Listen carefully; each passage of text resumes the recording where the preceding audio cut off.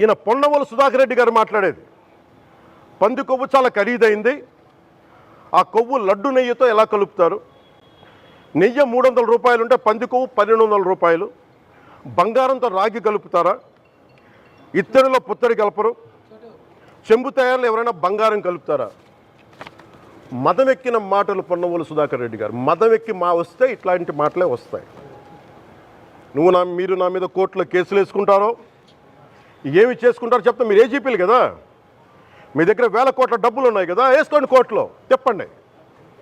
సనాతన ధర్మానికి నోటికొచ్చినట్టు మాట్లాడితే మిమ్మల్ని అందరినీ రోడ్ల మీదకి లాగుతాం, గుర్తుపెట్టుకోండి. తప్పు జరిగింది, ప్రాయశ్చితం చేసుకోండి, లేదంటే మౌనంగా మాట్లాడకుండా ఉండండి అంతే. మా మనోభావాలు ఇంకా రెచ్చగొట్టేలా మాట్లాడొద్దు. భూమన కరుణాకర్ రెడ్డి గారు మాట్లాడతాను నేను వెళ్ళి హై డ్రామా, రాజకీయ మనసు ఉన్నవాళ్ళు అత్యంత దారుణంగా ప్రవర్తిస్తున్నారండి.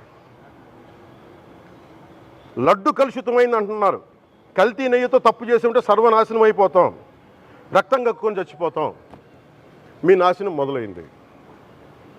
రెండోది అది భగవంతుడికి వదిలేస్తున్నాను.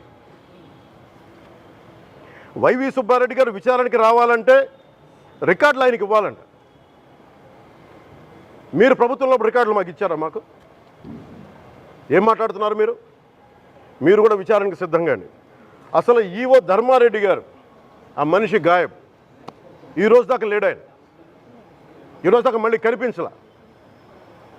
ధర్మారెడ్డి గారు, నేను మిమ్మల్ని చూశాను ఆ రోజున, నేను దర్శనానికి వచ్చినప్పుడు మీరు అందరూ ఎలా ప్రవర్తించారో నాకు తెలుసు, నేను చూసా. తిరుమలని ఇష్టారాజ్యంగా చేశారు, అది వ్యాపార కేంద్రంగా చేశారు, ఆధ్యాత్మిక కేంద్రం నుంచి పర్యాటక కేంద్రంగా చేశారు అది. ఇదే మీరు మక్కాకి వెళ్తే ఇలాగే ప్రవర్తిస్తారా? మీరు ఒకసారి మక్కాను చూసి నేర్చుకోండి. ఇస్లాంని పాటించే ప్రతి ముస్లిం ఎంత పవిత్రంగా పాటిస్తాడో చూడండి. అక్కడ అథారిటీస్ని అడగండి. ఒక చిన్నపాటి మస్జిద్కి వెళ్తే ఎంత పవిత్రంగా చూసుకుంటారో చూడండి. ధర్మారెడ్డి గారు, మీరు హిందువులా? మీ ఇష్టానికి మీరు చేసేసుకుంటారా? మీ బిడ్డ చనిపోయాడు, చనిపోయిన కనీసం 11 రోజులు లోపలికి రాకూడదండి, ఈ లోపల వచ్చేస్తారా మీరు? మేము మర్చిపోయామనుకుంటున్నారా? ఆగమశాస్త్రం చెప్పింది మీకు ఇదేనా? అంటే గవర్నమెంట్ ఉద్యోగులు అయితే ప్రభుత్వం మీ నియమిస్తే మీ ఇష్టానికి చేసేసుకుంటారా? మాకు బాధలు ఉండవనుకుంటున్నారా? ఇదే మీరు ఒక ఇస్లాంకి చేస్తే అపచారం జరిగితే మీరు ఏం చేస్తారు? బయట రోడ్ల మీదకి వచ్చి మీరు కూర్చోబెట్టి దాన్ని పొలిటికలైజ్ చేస్తారు. మీరు పొలిటికలైజ్ చేస్తారు. నేను నిజంగా చెప్తున్నా, జగన్మోహన్ గారికి కూడా చెప్తున్నా, మీరే కనుక, నేనే కనుక సనాతన ధర్మం మీద పోరాటం చేయాలని నన్ను ఆపేవాళ్ళు ఎవరు లేరు ఈ దేశంలో, గుర్తుపెట్టుకోండి. నేను కనుక సనాతన ధర్మం కోసం నేను పోరాటం చేస్తే చచ్చిపోవడానికి సిద్ధం నేను. కానీ నేను అక్కడి దాకా తీసుకెళ్ళిన విషయాలు, దానికి నిదర్శనమే రాముల వారి విగ్రహం శిరిచ్ఛేదం జరిగినప్పుడు ఒక్క మాట మాట్లాడకుండా చెప్పి కూర్చున్నాను. ఆ తెలివితేట లేక మీ ప్రభుత్వాన్ని కిందకి తీసుకొచ్చి అధాపాతాలను తొక్కినమే మాకు శక్తి లేదనుకుంటున్నావా? ఉండవనుకుంటున్నావా? కానీ మేము సమాజాన్ని కలిపి ఉంచాలని వ్యక్తులం తప్ప విడగొట్టాలని వ్యక్తులం కాదు మేము, గుర్తుపెట్టుకోండి. అలాగే ఈరోజు నుంచి ప్రజలందరికీ కూడా చెప్తున్నా, అన్ని మతాలని మేము గౌరవించేది ఈ నేల. ఒక జనసేన పార్టీ అని కాదు, తెలుగుదేశం పార్టీ అని కాదు. మీరు ఏ పార్టీలకు సంబంధించిన వైసీపీలో ఉన్న హిందువులందరూ ఏం చేస్తున్నారు? మీరందరూ పోటీ పడ్డారు కదా తిరుమలకి వెళ్ళటానికి, మీరు మర్చిపోయారు. ఇందులో ఈ పాపం మీకు కూడా వస్తుంది, ఈ పాపం మీకు కూడా తగులుద్ది. మీ మౌనం కూడా మొత్తం జాగ్రత్త, తరాలు నాశనం అయిపోతాయి. మీ మౌనం మంచిది కాదు. ఇది ఒక వెంకటేశ్వరుడికి జరిగింది కాదు, భగవంతుడికి, నిరాకారుడు, ఆయనకి ఇవేం పట్టవు. మనం నమ్ముకొని ఆయనకి వెళ్తున్నాం, అది మనకి బాధ్యత. ఇది ఇంకా ప్రతి ఒక్కరు దీన్ని గుర్తుపెట్టుకోండి. చేతులెత్తి వేడుకుంటున్నాను. సగటు హిందూ మీరు సినిమా టికెట్లకు వెళ్ళిపోతారు, అభిమానులందరూ. మీరెవరు హిందువులు లేరా? సినిమా టికెట్ల కోసం చించుకుంటారు. సినిమాని మీరు కూర్చోడానికి మీరు మొత్తం మాట్లాడతారు.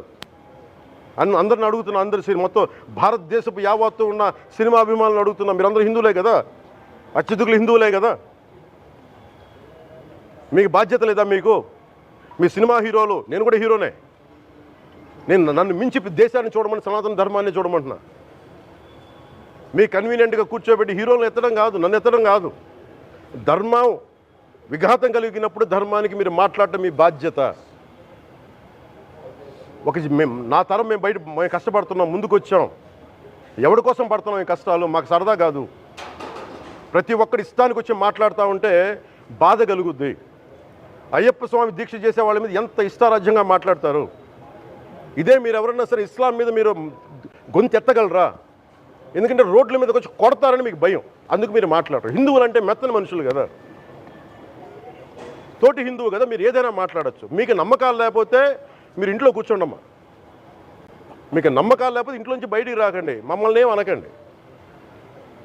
మేము ఎలా పూజా విధానం ఎలా చేస్తాం, అలాగే ముఖ్యంగా ఫిల్మ్ ఇండస్ట్రీ కూడా నేను తెలియజేస్తా ఉన్నా.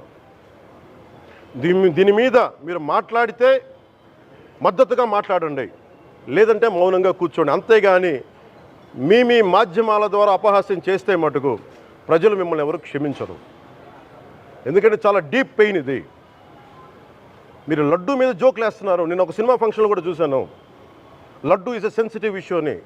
Don't you ever say that. Don't you ever dare to say that, please. I respect you as actors, but when it comes to Sanatana Dharma, please, you have to think 100 times before you saying a word. One comment. Thank you.